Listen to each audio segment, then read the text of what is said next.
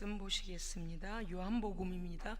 신약성경 요한복음 1장 1절부터 5절까지 말씀 교독하시겠습니다. 태초에 말씀이 계시니라. 이 말씀이 하나님과 함께 계셨으니 이 말씀은 곧 하나님이시니라. 그가 태초에 하나님과 함께 계셨고 만물이 그로 말미암아 지은 바 되었으니 지은 것이 하나도 그가 없이는 된 것이 없느니라. 그 안에 생명이 있었으니 이 생명은 사람들의 빛이라. 5절 우리 함께 읽겠습니다. 빛이 어둠에 비치되 어둠이 깨닫지 못하더라. 아멘. 할렐루야. 아멘. 하나님은 살아계십니다. 기도하는 사람은 승리합니다. 네, 예수님께서 십자가에서 승리하신 것이 우리의 승리입니다. 아멘. 예, 반드시 의인은 이깁니다. 예. 오늘은 요한복음을 들어갑니다. 요한계시록을 우리가 이제 22장까지 마치고 나서 요한복음을 들어갑니다. 왜냐하면 마태, 마가, 누가 복음을 공관복음이라고 합니다. 예수님의 인성을 강조하는 공통점을 가지고 있습니다. 그런데 요한복음은요, 성육신하신 예수님께서 본래 하나님의 아들로서 절대 신성을 가지신 하나님의 아들이시며, 예수 그리스도의 신성을 강조할 뿐만 아니라 그 예수를 믿는 자에게는 생명, 영생을 주시겠다는 그 약속, 신성이신 예수의 신성을 더 강조한 것이 요한복음입니다. 그래서 공관복음은요, 마태, 마가, 누가까지. 요한복음은 그 공관복음에 들어가지 않습니다. 제목은 카타 요한네인이라고 합니다. 무슨 뜻인가 하면요, 이 복음서는 요한에 의한 이런 뜻이에요. 거기에다가 유앙겔리온, 요한에 의한 기쁜 소식, 그래서 요한복음이라고 명명했습니다. 저자는 예수님의 사랑하시는 자, 요한복음 13장 23절에 나오죠. 예수님의 행적과 사역에 직접 목격자 되는 제자 사도 요한이고요, 초대교회의 각종 전승들과 교부들의 서신들이 모두 이 제자 요한이 저작한 것을 확증하고 있습니다. 기록 연대는 언제인가 하면 AD 70년 이후로부터 요한이 반모섬에 유배된 AD 95년 사이, 즉 AD 80년부터 90년 사이로 추정하고 있습니다. 수신자는 누군가, 이 편지를 받을, 이 복음서를 받을 사람들이 누구인가 하면 디아스포라 유대인들을 포함한 헬라의 독자들입니다. 그러니까 이방인 기독교인들이에요. 유대교도들에게 핍박받는, 예수를 하나님의 아들로 믿고 예수를 나의 구주로 믿는 기독교인들입니다. 유대와 이방의 헬라에 흩어져 있는 예수를 구주로 믿는 성도들에게 보낸 복음서입니다. 그 내용을 요약하자면 두 가지죠. 우리가 이 성령 받은 하나님의 사람들은요, 정말 요한복음을 읽어보면요, 말씀이 막 뚫려요. 어떤 행적의 역사를 기록하려고 하는 게 아니고 태초부터 시작하여 예수님에 대하여, 하나님의 아들에 대하여 소개하는 말씀이 막 팍팍팍 뚫리거든요. 그래서 절대 신성을 가지신 예수님께서 언제부터 계셨고, 영원전부터 계셨고, 그분은 하나님의 아들이시며 하나님과 같은 본성을 가지셨고 창조에 동참하셨고, 할렐루야, 아멘. 그분은 말씀이시고 생명이시고 빛이시고, 오늘 1절부터 5절 안에요, 예수님에 대해서 쫙 이렇게 나오는데요, 뭐 한 말씀 한 구절도요 허투루 말씀이 없어요. 와, 예수님에 대해서 이렇게 짧은 구절 안에가 얼마나 예수님에 대해서 간결하게 소개를 하는지 깜짝 놀랍니다. 그러면 핵심 구절은 어딘가, 핵심 요절은 뭔가 하면요, 20장 31절입니다. 우리 20장 31절 한번 찾아보시겠습니까? 제가 목이 온전치 못해서 좀 죄송합니다. 요새 이제 소리질러 기도를 자꾸 하다 보니까 목이 좀 빨리 회복이 안 되네요. 좀 용서해 주세요. 여러분 들으시기 어렵겠지만 좀 빨리 회복이 좀 늦어지고 있습니다. 목을 좀 쉬어줘야 되는데 안 되고 밤낮으로 목을 썼더니만 이렇습니다. 요한복음 20장 31절 함께 읽겠습니다. 시작. 오직 이것을 기록함은 너희로 예수께서 하나님의 아들 그리스도이심을 믿게 하려 함이요, 또 너희로 믿고 그 이름을 힘입어 영생을 얻게 하려 함이니라. 아멘. 그래서 여기 20장 31절을 보면 요한복음을 기록한 이 요한복음에 대하여 아주 요약해서 아주 그 핵심을 잘 드러내고 있습니다. 이미 나와 있죠. 앞에서 말씀드린 것과 같이 이 기록한 내용, 핵심 내용에 대해서 잘 말하고 있습니다. 자, 당시 상황을 잠깐 설명을 드리려고 합니다. 당시에 요한이 요한복음을 기록할 당시 직전에 어떤 일이 있었는가 하면 유대교도들과 기독교인들이, 자 여기서 기독교인이라고 하면은 어떤 사람들일까요? 그렇죠. 예수님을 하나님의 아들이요 하나님이요 구주로 믿는 자들. 유대교도들은 어떤 사람들이었을까요? 그렇죠. 하나님의 구약의 말씀들을 믿고 메시아가 아직 오시지 않았다라고 생각하는, 지금도 물론 유대교도들이 있죠. 그래서 오신 메시아를 받아들이지 않는 사람들입니다. 그 유대교도들과 기독교인들이 큰 충돌 없고 갈등 없이 잘 공존했었습니다. 그 예로 기독교인들이 예루살렘 성전에 들어가서 기도할 수 있었습니다. 그리고 흩어진 유대인들이 예루살렘까지 오지 못하여서 그들의 흩어진 디아스포라들이 모여서 예배하는 회당에 가서 구약의 선지자들이 전하는 그 구약의 말씀을 그들이 읽고 상고하고 들려주고 했던 회당, 시나고게, 거기 가서 그 기독교인들도 그곳에 가서 예배 모임이 가능했습니다. 그러니까 장소를 기독교인이 들어가도 유대교도들이 그렇게 크게 반발하지를 않았던 때입니다. 그런데 언제부터 문제가 갈등이 일어났는가 하면요, AD 70년에 어떤 문제가 생겨요? 로마의 티록 장군이 예루살렘을 공격하게 되죠. 그래서 예루살렘 함락 사건이 일어났을 때에 전통 유대교도들은 예루살렘으로 막 모여드는 거예요. 그 성전을 지켜보겠다고 모여들고 있는데 예수님을 구주로 믿는 기독교인들은 흩어졌습니다. 왜 그랬을까요? 마태복음에 보면 뭐라고 했어요? 이와 같은 때를 너희가 보거든 산으로 도망하라. 그래서 예수님의 말씀을 그때 당시에 AD 6, 70년 사이에 일어나는 일들, 그때 당시에 그 말씀을 적용한 거예요. 그리고 이 말씀은 종말의 때에 일어날 또 말씀으로 적용되기도 하는데, 그때 당시에 기독교인들이 종말의 때가 왔구나라고 생각한 거예요. 예루살렘 성전이 함락이 되어지면 이제, 왜냐하면 거룩한 곳에 멸망에 가증한 것이 서는 것을 보거든 너희는 도망하라 했거든요. 그래서 이들이 유대교도들과 함께 그 예루살렘 성전을 지키려고 모여든 게 아니고 예수님의 말씀하신 것을 적용해서 그들이요 흩어졌어요. 그리고 유대교도들이 이제 성전을 지키려고 모여들었습니다. 물론 성전은 다 무너졌어요. 그래, 이 사건이 지나고 나니까 누가 비난과 증오를 받았겠습니까? 그렇죠. 기독교인들이 받게 된 거예요.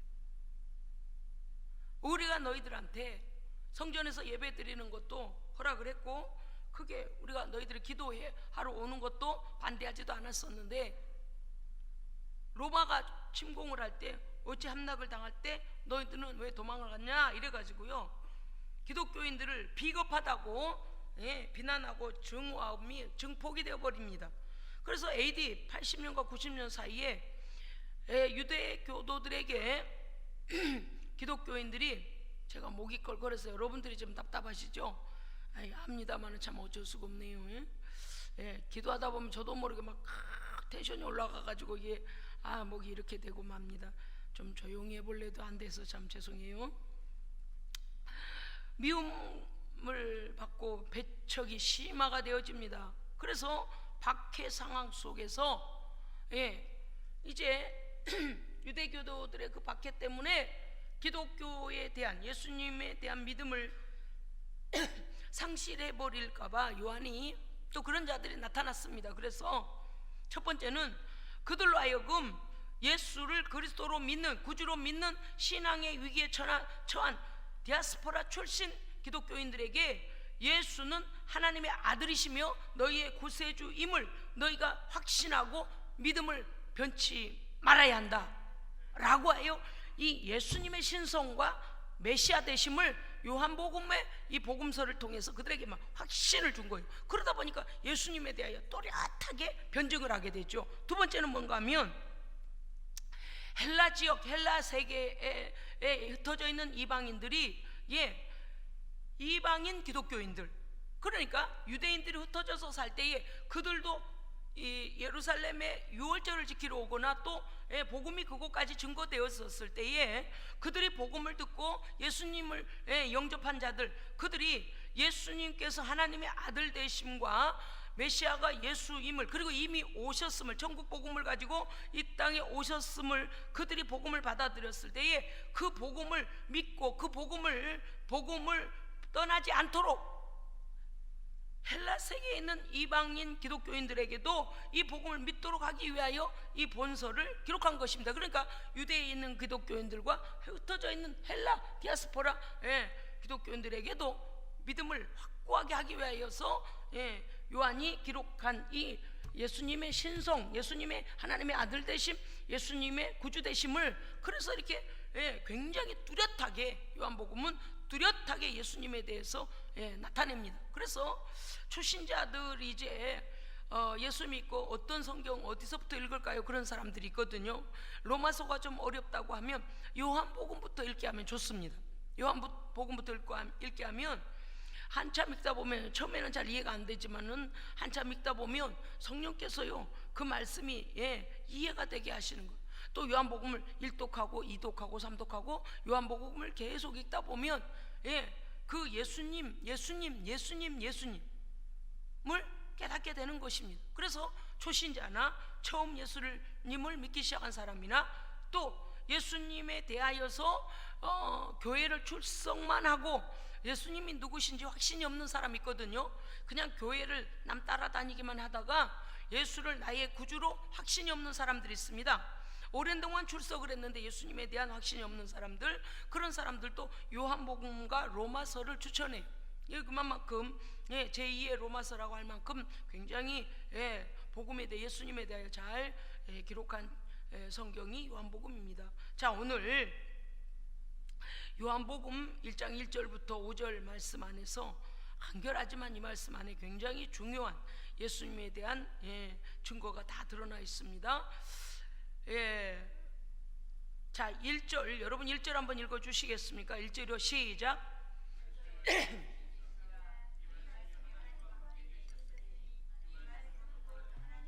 아멘. 누가 뭐라 해도 1절만 딱 읽어도 딱 우리는 이제 알겠습니다. 그런데 조금 더 좀 풀어서 말씀을 듣도록 하겠습니다.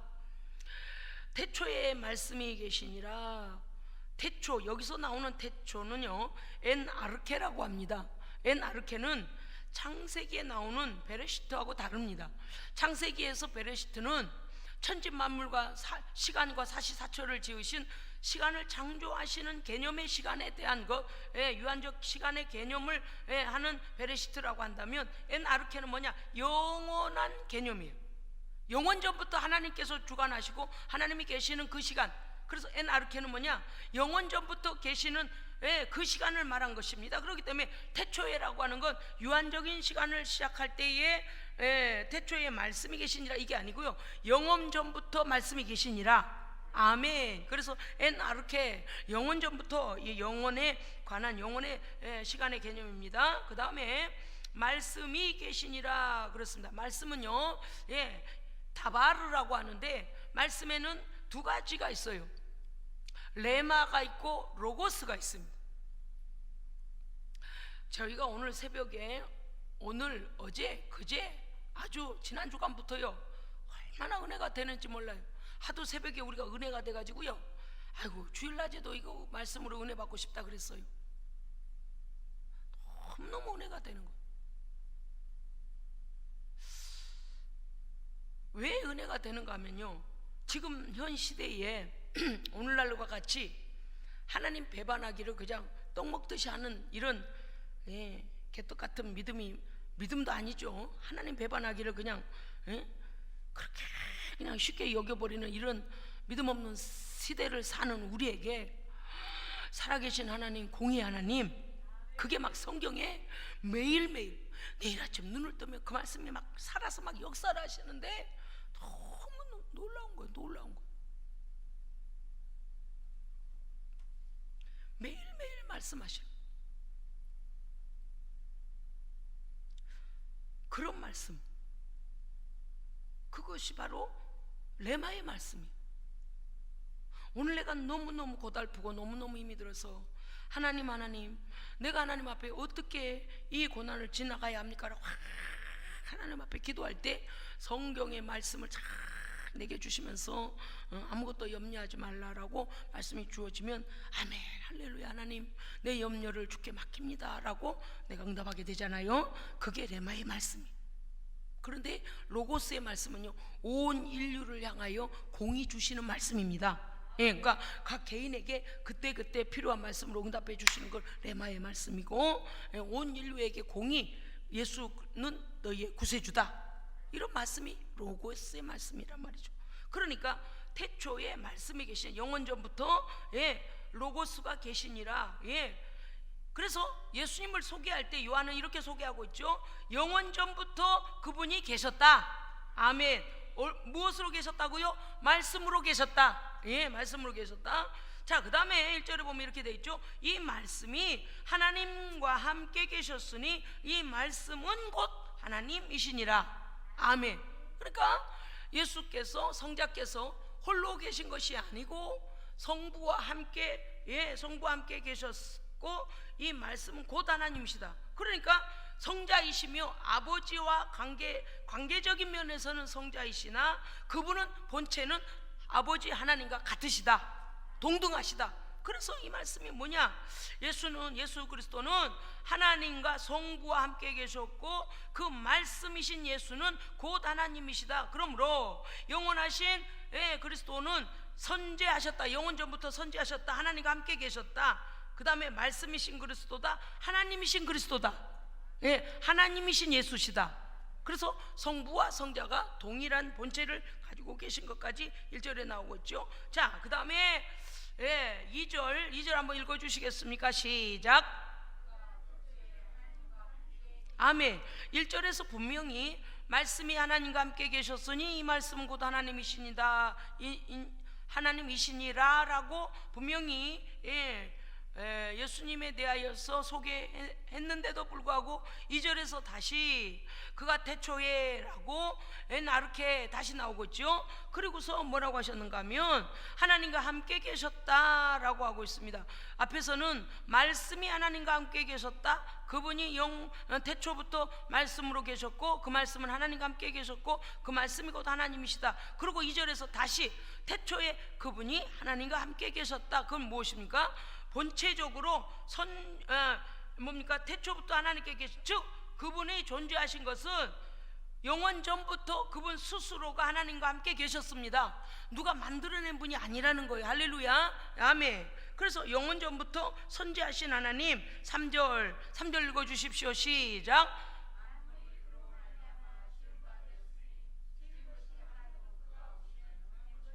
아멘. 우리가 보면은요, 성부와 성자와 성령의 그 사역들을 딱딱딱딱 뜯어서 두부 자르듯이 잘라놓고서리 그러잖아요. 이거는 성부가 하신 거야, 이거는 성자가 하신 거야, 이건 성령이 하신 거야. 그럴 수도 있어요. 그렇지만 언제나 우리는 성부와 성자와 성령께서는 한 본체이십니다.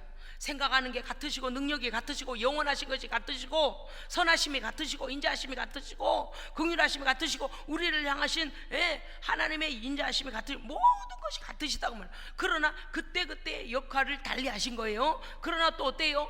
스스로 한 분 한 분이 존재하심이 어떻게 돼요? 스스로 존재하시되 분명히 독립된 존재이십니다.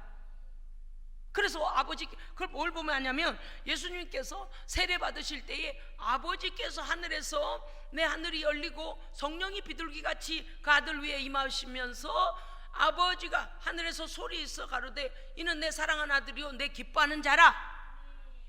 아들이 세례를 받고 있는데 침례받고 물속에 들어갈 때 올라오시니까, 물에서 올라오시니까 아버지가 말씀해 주시잖아요. 이는 내 사랑하는 아들이라고 말씀해 주시잖아요. 그러니까 독립적 존재로서 존재하시죠. 그리고 성령은 어떻게 해요? 그 위에 머물러 그 위에 임하시죠. 예수 위에 임하시죠. 그래서 성부와 성자와 성령의 독립적 존재이시나 본체는 같으시다. 오늘 그 말씀하시는데 3절 보면 성부께서 만물을 지으신 것처럼 성경의 창세기에 보면 태초에 하나님이 천지를 창조하시는 할 때 그 하나님만 나오니까 성부 하나님께서 창조하시는구나 우리가 이렇게 생각하는데, 하나님의 영은 수면 위에 운행하시니라. 그러니까 이 모든 일을 하실 때에 성부와 성자와 성령이 함께 일하심을 보여지는데, 오늘 성자께서 하나님 아버지 성부의 창조 사역에 같이 동참하시고 협력하시고 함께 하심이 요한복음의 요한을 통하여 드러나신 게 뭐라고 되어 있다고요? 만물이 그로 말미암아 지은 바 되었으니. 아멘. 성자께서도 성부와 동일하게 그 일을 성령과 함께 성부 성자 성령께서 만물을 창조하시는 일에 동역하셨다, 함께 하셨다, 지으셨다. 그리고서 더 한 번 더 확인을 딱 해주신데 뭐라고 하셨냐면, 말씀이 뭐라고 하냐면, 예를 들어 3절 이 상반절에서 만물이 그로 말미암아 지은 바 되었다라고 끝나버린 게 아니고요, 확인을 한 번 더 해줘요. 뭐라고 하냐면요, 만물이 그로 말미암아 지은 바 되었으니 지은 것이 하나라도 성자 없이는 된 것이 없느니라. 세상에 주여 주여. 놀랍잖아요. 우리는 성경에서 하나님께서 식물도 만드시고 새도 만드시고 사람도 만드시고 그러는데, 여기 요한복음에 보면 성자께서 빠지셔서는 거기서 성자께서 제외돼서 창조된 건 하나도 없다. 그러니까 삼일체 하나님은 이 모든 일에 다 같이 하셨다. 어마어마한 거. 그러니까 영원 전부터 선지하셨고 하나님과 함께 계셨고 창조에 함께 하셨고, 그 다음에 4절이요, 제가 빼먹을까봐 다시 또 봅니다. 잠깐만요. 자, 이 3절에 보면 물질과 존재의 총체 창조의 기원이 로고스이신 말씀이신 예수께서, 할렐루야. 빼먹을 뻔해서 안경 끼길, 돋보기 끼길 잘했어요. 1절에 엔아르케, 그 다음에 뭐가 나왔다고요? 다바르 로고스가 나왔죠. 다바르 로고스가 뭐예요? 말씀이죠. 로고스가 말씀이죠. 자, 1절부터 로고스가 나왔네요. 그죠? 그런데 지금 3절에서, 지금 3절 읽었나요 우리가? 3절이죠. 만물이 그로 말미암아 지은 바 되었으니 지은 것이 하나도 그가 없이는 된 것이 없다. 자, 하나님께서 만물을 창조하실 때 맨 처음에 뭘 지으셨어요? 빛이 있으라 그러셨죠. 빛이 있으라를 어떻게 하셨어요? 말씀하셨죠. 그죠? 그러면 요한복음 1장 1절에서 태초에 말씀이 계시니라, 그 말씀이 하나님과 함께 계셨고, 3절은 만물이 그로 말미암아 지은 바가 될 때 지은 것이 하나도 그가 없이는 된 것이 없느니라. 성부 하나님께서 빛이 있으라 말씀하셨네요. 성자는 말씀이시네요. 말씀은 누가 하셨어요? 성부께서 하셨네요. 성자는 누구시라고요? 말씀이시네요. 성자는 예수시니까요. 성자는 말씀이시네요. 말씀은 누가 하셨다고요? 성부 하나님께서 하시고, 말씀은 뭘 하셨다고요? 빛이 있으라 했을 때 지으셨네요. 이해되세요? 성부께서 명령하신 일이 되도록 하셨다니까요. 그분은 왜요? 성자는 말씀이시니까요. 성부께서 빛이 있으라 하실 때 그 말씀이 나가서 빛이 창조되잖아요. 그러니까요. 그래서 요한복음 1장 1절부터 태초에 말씀이 계시니라, 그 말씀이 하나님의 입에 하나님과 함께 계셔요. 그 말씀이 하나님의 입을 통하여 선포되어지니 말씀이 가서 역사해 버리잖아요. 빛이 생겨나잖아요. 그러니까 하나님과 함께 계셨다가 그 창조에, 그래서 뭐라고 해요? 그가 없이는 지어진 것이 하나도 없다. 지어진 것들이 그분 없이는 된 것이 없다. 그런 거예요. 막 지금 보시는 것 같잖아요. 말씀이신 예수께서 해버리신다니까 이게 되게 버린단 말 하지 말라. 너무 확실하니까 제가 거기다 붙이는 거예요. 너무 재밌잖아요. 제가 설교 좀 하면서요, 세상에 너무 감사하다. 성부 하나님께서 빛이 있으라 그러니까 말씀이 가서요, 다 그대로 이행이 되어지잖아요. 자, 이해하셨죠? 3절 4절 3절 넘어갑니다. 네, 4절로요. 4절 읽어주십시오. 시작. 아멘. 어떤 단어가 나오고 있습니까? 네, 생명이란 단어가 나오고 있고요. 또요, 그렇죠, 빛이 나오고 있습니다. 자, 그 안에 그가 누굴까요? 그렇죠, 예수님이죠. 말씀이시죠. 말씀이신 예수님이시죠. 예, 말씀이신 예수님 안에 조회라고 합니다. 생명을 조회라고 합니다. 로고스이시며 다바르이신, 말씀이신 예수 안에 생명이 있었으니, 로고스이신 그리스도 안에 계속적인, 여기 생명은 뭐냐면요, 잠깐 반짝하고 쓰다 없어진 게 아니고 지속적으로 생명입니다. 지속적인 생명, 영원한 생명입니다. 이 생명이 닿는 곳마다 생명을 일으킵니다.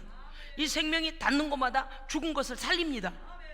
이거 대단한, 이 예수님의 생명은 태초부터 있는 생명이시고 영원한 생명이시고 살리는 생명이시고, 도저히 회복될 가능성이 없는 것도 이 생명이 닿으면 살아나고요. 이게 요한복음에 막 깊이를 알면요, 눈이 막 번쩍 떠져 버린다니까요. 그 안에 생명이, 예수 안에 생명이 있었으니 이 생명은 사람들의 빛이라 그랬습니다. 자, 이 말씀을 보면 이렇게 되어 있습니다. 이 생명은 사람들의 빛이라 그랬습니다. 빛은 뭐냐? 포스라고 합니다. 포스, 생명은 조회라고 합니다. 자, 그러면 무슨 뜻일까요? 로고스이신 그리스도 안에는 계속적인 생명, 영원 전부터 영원까지 영원한 생명이 있기 때문에 구체적으로 살리는 생명, 유지되는 생명, 할렐루야. 유지되는 생명, 계속적인 생명, 살리는 생명. 예수 안에는 이 생명은 만물을 창조할 때 살리시고, 보세요, 흙을 빚어가지고 생기를 불어넣으니 생명이 된지라 살리셨잖아요. 그죠? 모든 것을 만드시고 새도 날아다니게 하고 물고기도 헤엄치게 하고 살리시잖아요. 그런 거예요. 세상에 말씀이시니까 말씀이 살려내. 생기 할렐루야. 살아 움직이게 해버리는 말씀이, 그냥 인쇄되는 말씀이 아니고요, 할렐루야. 생기 살려내는 말씀. 그래서 이 생명은 만물을 살게 하는 생명이며, 예수 안에, 그 안에 있는 이 조회, 그 안에 있는 이 생명은 소멸되거나 줄어들지 않는 영원한 생명입니다. 보존되어지고 활성화되어지고 살려내는 생명. 너무 감사해요. 너무 감사. 우리가 오늘 왜 살아있어요? 우리가 오늘 왜 살아있어요? 겉사람은 환갑이 돼서 후패하나 속사람은 날로 새로워져요. 아멘. 왜요? 예수의 부활의 생명 때문에. 그럼요. 막 눈도 침침하고 뭐도 그냥 소화도 잘 안 되고 막 늙어가요. 그런데 겉사람은 우리 죄로 인하여서 에덴 동산에서 쫓겨나서 우리의 생명의 연한이 있기 때문에 그럴 수밖에 없어. 겉사람은 후패해요. 그런데 속사람은 어때요? 말씀 때문에 날마다 성령 충만해지고 더 깊이를 깨달으니 더 하나님 앞에서 영적으로는 성장해 가고. 그러니까 이게 겉사람 후패하는 것과 그러면 영혼도 오고 늙어간 거 아니라니까요. 그 예수의 생명, 예수 안에 있는 조의 그 영원한 생명은 소멸되거나 줄어들지 않는 영원히 유지될 뿐만 아니라 우리를 풍성케 하는 생명입니다. 그래서 감사한 거예요. 그래서 감사. 예. 생명에서 그 다음에 어떻게 하고냐? 요한은요 말씀, 그 다음에 뭐가 나왔었어요? 예수님을 소개할 때 말씀, 그 다음에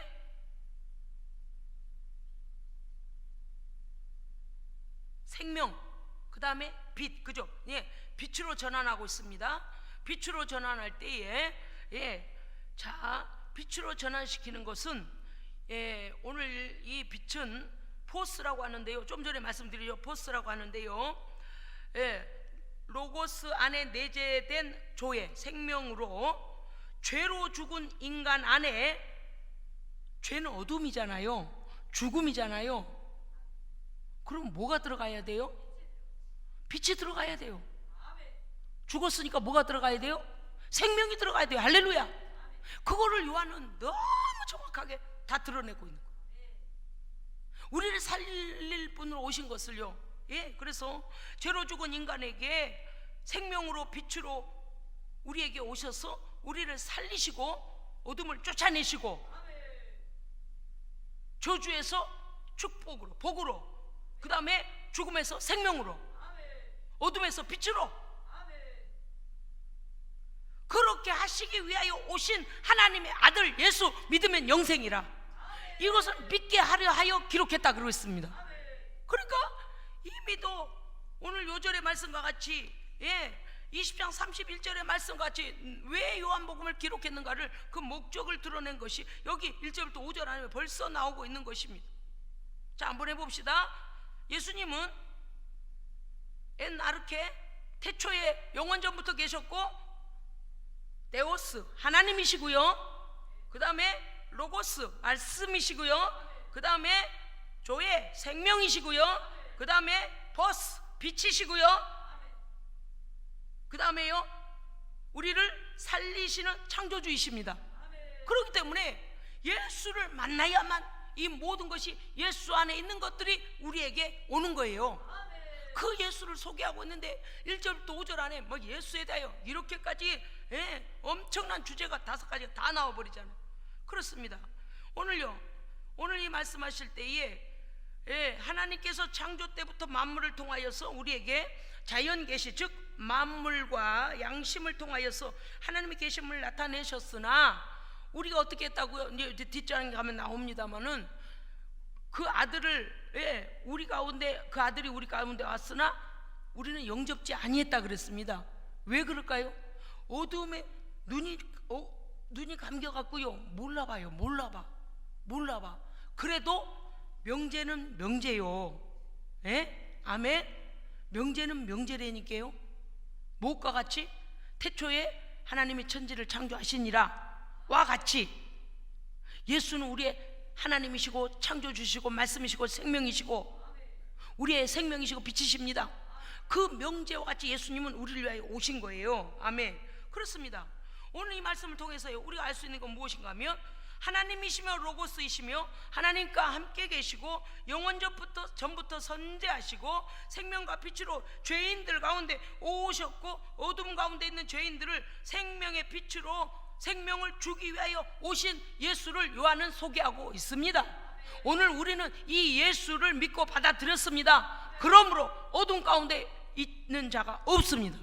왜 그럴까요? 빛이신 예수가, 생명이신 예수가 그 생명을 가지고 우리 안에 들어와 계시기 때문이에요. 요한일서 1장 1절 보니까 이렇게 되어 있습니다. 요한일서에서요 태초부터 있는 생명의 말씀에 관하여는 누구실까요? 그렇죠. 그 말씀이 어디에 있었어요? 요한복음 1장 1절에 나오잖아요. 근데 요한일서 1장에서도 나온다니까요. 요한일서 1장에서도 뭐라 그런다고요? 태초부터 있는 생명의 말씀에 관하여.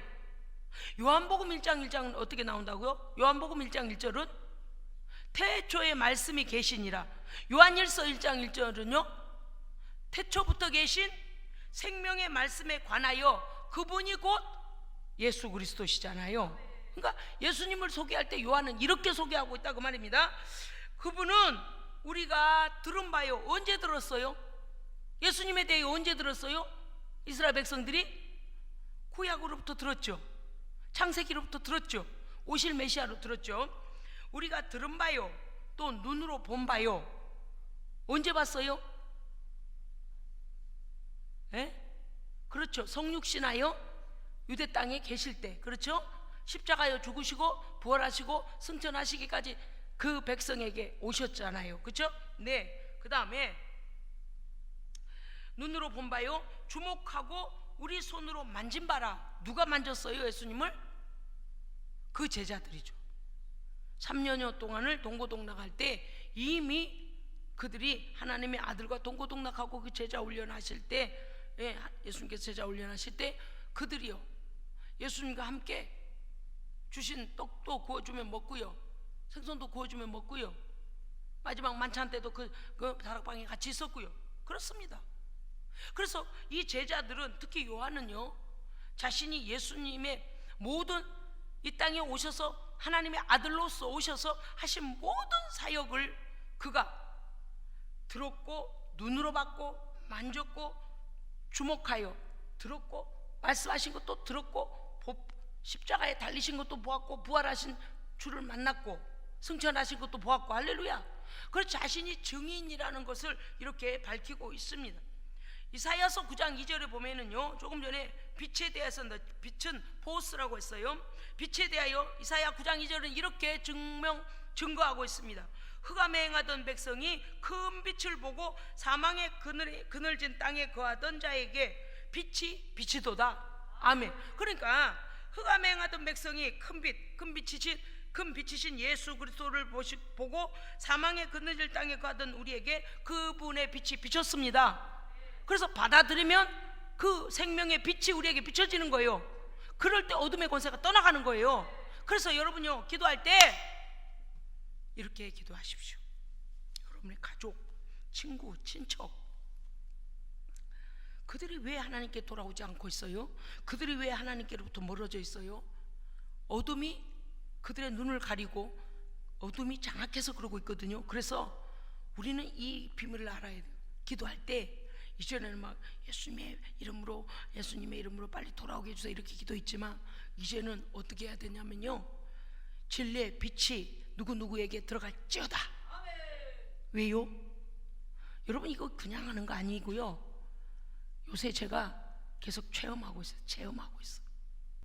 어둠 속에서 맹인이 되어가지고요, 기머거리, 맹인, 쩔눈발이, 저주에 눌려갖고 있는 흑암의 족쇄에 채워져가지고, 죽음의 족쇄에 채워져가지고, 발에 족쇄 채워지고, 죄의 사슬에 묶여가지고 죄가 끄는 대로 가지고 다니고 있는 그들에게 우리가 뭐 해야 돼요? 하나님의 명령을 명령해야 됩니다. 진리의 빛에 들어갈지어다. 빛을 선포해야 됩니다.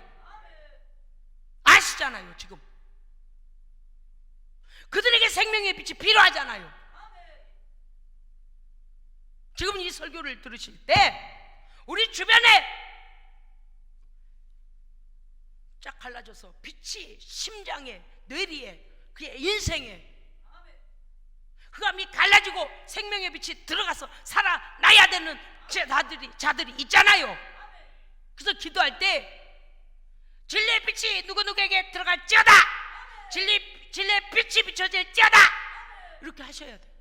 근데 한 번, 두 번, 하루 이틀에 갖고 안 돼요. 왜냐하면 그들이 모르니까 또 어둠 가운데 저벅저벅 돌아다니는 거예요. 어둠과 짝하고, 어둠의 일을 도모하고, 어둠의 친구를 만나고, 어둠의 일, 하나님의 빛 가운데 안 오려고 또 그 삶이, 그러니까 어떠냐, 이것들이 나갔다가 또 들어가 또 계속 그래요. 그래서 어떻게 해요? 우리도 끊임없이 해야 돼요. 할렐루야. 그럼 어떻게 돼요? 이것들이 약화가 되어져요. 요새요, 엄청난 어둠에 잡힌 자들에게 우리가 좀 이런 기도 하고 있습니다. 진리의 빛에 들어갈지어다. 왜? 창세기에서 하나님께서 빛이 있으라 우주 가운데 딱 명령하시니까 나바르 예수께서, 로고스께서 어떻게 하셨다고요? 빛을 창조해 버리시는 거예요. 이 생명의 빛이 어둠 가운데 들어가는 거예요. 그게 이사야서 9장 2절 흑암에 행하던 백성이 큰 빛을 보고 사망의 그늘진 땅에 거하던 자에게 빛이 비치도다. 들어가시는 거예요. 말씀이 들어가시는 거예요. 말씀 행해 주시는 거예요. 예수 그리스도의 전에는요 우리가 이렇게 기도했잖아요. 예수의 피를 뿌리고 바르고. 요새요 제가 또 다급해갖고 이렇게 기도해요.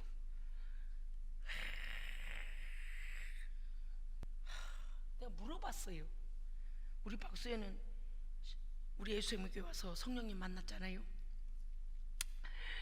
새벽에 물어봤어요. 너 기도를 어떻게 했냐 물어보니까요, 목사님 뿌리고 있으니까 아이고 언제 다 뿌려. 그랬어. 내가 배운다니까요. 그래서 이랬대요.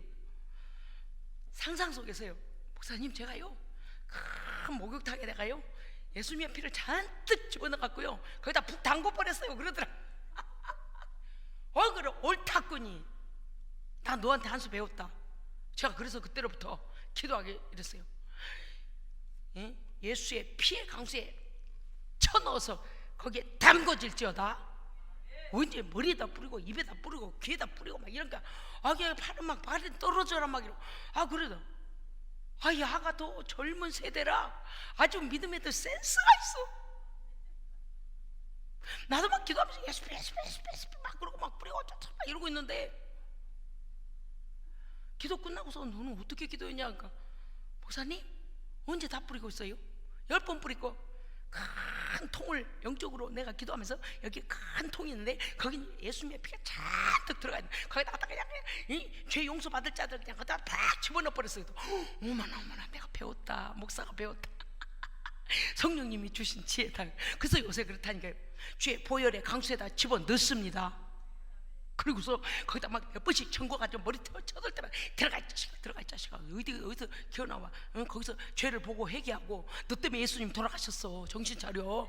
회개용으로 포기할 일 아니요. 그 다음 어떻게 해요? 진리의 빛에 들어갔잖아. 영을 쪼개가지고 말씀이 들어가고 진리의 빛이 들어가면 그 속에서 흑암들이 나갑니다. 아마 여러 가지 방법을 다 해야 돼. 오늘은 이 말씀이 요한은 알고 있었어. 세상에 어떻게 이렇게 빛이 들어가야 산다는 걸 알았을까? 예수님이 비친 걸 어떻게 이렇게 표현을 잘했을까? 어떻게 이렇게 할렐루야 빛이 어둠에 빛이 돼. 우리는 어둠이잖아요. 그걸 우리가 깨닫지 못하는 2장 5절까지 이 말씀이 지금 그대로 나오는 거예요. 요한복음 8장 12절을 보면 이렇게 돼 있습니다. 예수께서 또 일러 가라사대 세상의 빛, 나는 세상의 빛이니. 예수님 자신이 세상의 빛이라고 스스로도 말씀하시잖아요. 에고에이미. 나를 따르는 자는 어둠에 다니지 아니하고 생명의 빛을 얻으리라. 아멘. 예수님을 따라다니면 우리는 어둠 가운데 다니지 않습니다. 왜 죄 가운데 다니고 왜 죄에 뒹굴고 왜 죄를 처먹고 왜 죄와 친구 먹고 왜 죄와 저런 짓거리를 해요? 왜 어둠 가운데 다녀요? 예수를 피해 댕기니까 그러죠. 예수님 따라가면 어둠에 다니지 않습니다. 예수님만 피해 댕겨서 그래. 왜 예수님을 따라다니면 생명의 빛으로 다닐 텐데 꼭 예수님만 피해 댕겨. 그렇잖아요. 예수님 피해 댕기니까 어둠 가운데 다니지. 말씀을 뒤집어 봐요 한번. 우리의 삶이 어떠한지. 나는 우리 예수님의 교회 성도들을 사랑합니다. 왜냐니 예수님 뒤따라 다니니까 생명의 빛 가운데 가잖아요. 그러니까 평강한 거라. 아멘. 그렇게 화려하지도 않고 돈도 많지 않고 몰라요. 다 부자시지만 나한테 얼마 가졌다고 말씀을 안 해주시니까 그래도 다 행복해. 할렐루야. 너무 감사해. 평안해요. 이 원수 마귀가 나를 잡아 쳐먹으려고 해도 어떻게 하나님께서 나를 팍 들어서 구원해버리죠. 하나님은 이기신 분이에요. 우리 예수님은 이기신 분이에요. 기억하십시오. 우리 예수님은요 이미 사망 권세를 이기셨습니다. 빛이 있으라 하실 때 그 빛이 들어가면 죽은 자도 살려내시고요, 넘어진 자도 일으키시고요. 그게 문제예요. 그 빛을 모르니까 예수님 피해서 어둠 속에만 슥슥슥슥 돌아다니는 거라. 어둠 속. 그래서 우리가 어떻게 해야 돼요? 중보할 때 그에게 빛이 들어갈지어다, 빛이 비춰질지어다 막 계속 해야 돼요. 빛을 던져야 됩니다. 네. 그래서 오늘 이 말씀은요 우리의 삶에서 실제적으로 우리의 주변에 있는 모든 이들에게 실제적으로 적용하셔야 돼요. 적용하셔야 돼요. 네? 이 말씀. 그래서 오늘 왜요? 9절 봐요. 9절 보세요. 자, 9절 오늘 읽고 말씀 마치겠습니다. 다음 주에 설교할 내용인데요, 9절 우리 같이 읽어요. 함께요. 시작. 참 빛 곧 세상에 와서 각 사람에게 비추는 빛이 있었나니. 아멘. 보세요. 빛은요, 각 사람에게 빛이 찾아가서 각 사람에게 들어가면 살아납니다. 어둠이 떠나갑니다. 그러는 거예요. 각 사람에게 비추신다니까요. 오늘 이 빛이 우리 주변에 어둠 가운데 있는 영혼들에게 진리의 빛, 예수의 빛이 들어가서 그들을 살려내기를 간절히 축원합니다. 아멘. 기도하겠습니다. 하나님 감사합니다. 요한복음 시작됐습니다. 하나님이신 예수님이 우리 가운데 하나님이며 말씀이며 생명이며 빛으로 오셔서 어떻게 우리를 구원하시고 어떻게 능력 가운데 날마다 시간마다 붙잡아 주셔서 하나님의 빛 가운데 행하도록 어둠이 우리를 건드리지 못하도록 인도하시는지를 잘 배우고 받아들이고 능력 가운데 사용할 수 있도록 하나님 역사하여 주시옵소서. 우리 모든 가족들에게 어둠 가운데 이미 어둠 가운데 당하고 있는 자들에게 이 말씀의 빛을 우리가 선포할 때에 그들이 빛 가운데 나올 수 있도록 하나님 역사하여 주시옵소서. 우리 구주 예수 그리스도 이름으로 기도합니다. 아멘.